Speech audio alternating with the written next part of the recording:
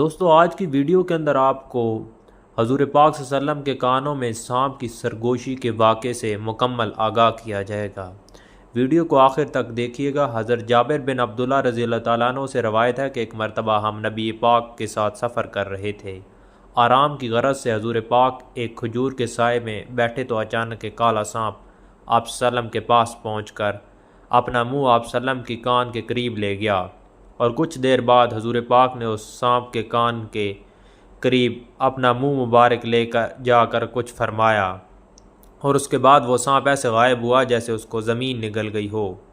ہم نے عرض کیا کہ یا رسول اللہ، ہم اس سانپ کو آپ کے قریب دیکھ کر ڈر گئے تھے۔ آپ نے فرمایا کہ وہ جانور نہیں بلکہ جن تھا، فلاں صورت کے چند آیات بھول گیا تھا تو انہی آیات کی تحقیق کے لیے جنات نے اسے بھیجا تھا۔ تم لوگ موجود تھے اس لیے وہ سانپ کی شکل میں آیا تھا۔ اور اس کے بعد حضور پاک کے گاؤں میں پہنچے تو وہاں کے لوگوں نے عرض کیا کہ یا رسول اللہ، اس گاؤں کی ایک خوبصورت عورت پر ایک جن عاشق ہو گیا ہے، اور اس نے اتنا زیادہ پریشان کر رکھا ہے کہ وہ نہ کھاتی ہے اور نہ پیتی ہے، بس مرنے کے قریب ہے۔ حضرت جابر رضی اللہ تعالیٰ عنہ فرماتے ہیں کہ اس عورت کو میں نے بھی دیکھا، وہ ایسی تھی جیسے چاند کا ٹکڑا۔ حضور پاک نے اسے پکار کر فرمایا کہ اے جن، کیا تجھے معلوم ہے کہ میں اللہ کا رسول اور محمد ہوں؟ تو اس عورت کو چھوڑ کر یہاں سے چلا جا۔ یہ سنتے ہی وہ عورت صحت یاب ہو گئی اور ہوش میں آنے پر اپنا منہ سب سے چھپانے لگی۔